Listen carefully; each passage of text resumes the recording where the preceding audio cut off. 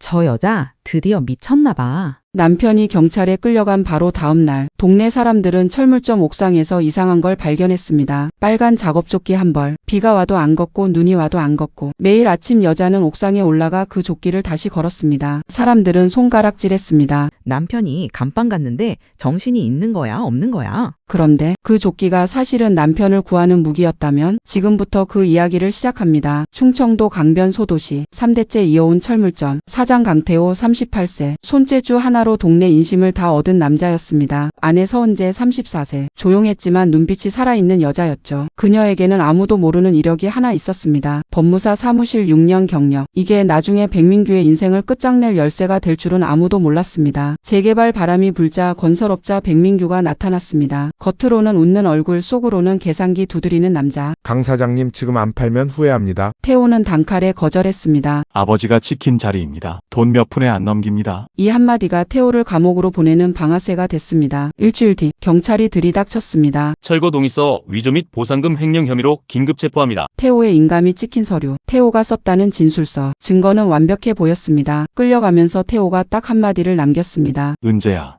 조끼 기억하지? 다음 날부터 은재는 옥상에 빨간 조끼를 걸기 시작했습니다. 동네는 발칵 뒤집혔습니다. 남편 잡혀가는데 빨래를 넣는다고.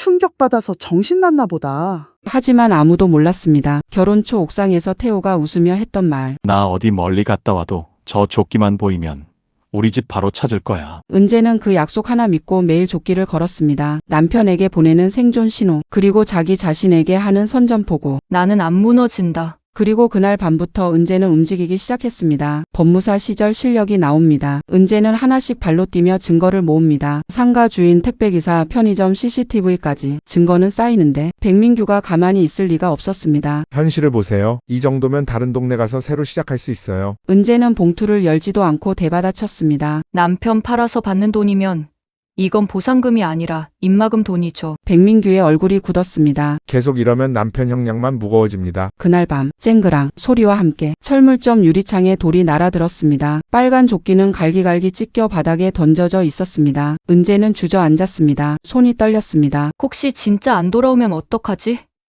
은재는 그 밤 바늘을 들었습니다. 찢어진 조끼를 한 땀 한 땀 꿰맸습니다. 동트기 전 다시 옥상으로 올라갔습니다. 기운 자국이 선명한 빨간 조끼가 다시 걸렸습니다. 며칠 뒤 낯선 남자가 철물점에 들어옵니다. 경첩 몇 개를 사며 툭 던지듯 묻습니다. 혹시 강태호 씨 사모님 되십니까? 감사원 파견 조사관 한지훈. 은재는 그동안 모은 자료를 전부 꺼냈습니다. 날짜 안 맞는 동의서, 기울어진 인감 통화 기록까지. 한지훈의 표정이 변했습니다. 이 정도면 사건을 완전히 뒤집을 수 있습니다. 수사는 빠르게 진행됐습니다. 동사무소 계약직 박주환이 돈을 받고 인감증명서를 빼돌린 정황이 드러났고 결국 그는 모든 걸 자백했습니다. 그리고 백민규 차례. 백민규가 수갑을 찬 채 끌려 나오자 바로 며칠 전까지 그에게 굽신거리던 동네 상인들이 웅성거리기 시작했습니다. 감사원 조사 결과 백민규는 재개발 구역 세 곳에서 똑같은 수법으로 서류를 조작한 정황이 추가로 드러났습니다. 횡령, 문서 위조, 뇌물 공여까지 혐의가 줄줄이 붙었고 그가 쥐고 있던 재개발 지분은 전부 몰수 절차에 들어갔습니다. 그리고 태호는 풀려났습니다. 빼앗길 뻔한 철물점도 창고 땅도 전부 그대로 지켜졌습니다. 옥상을 올려다본 태호가 울먹이며 말했습니다. 나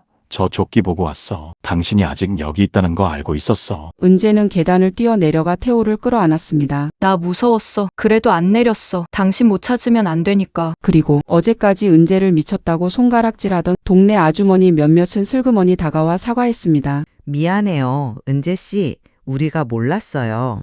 은재는 웃으며 대답했습니다. 괜찮아요. 이제 다 알잖아요.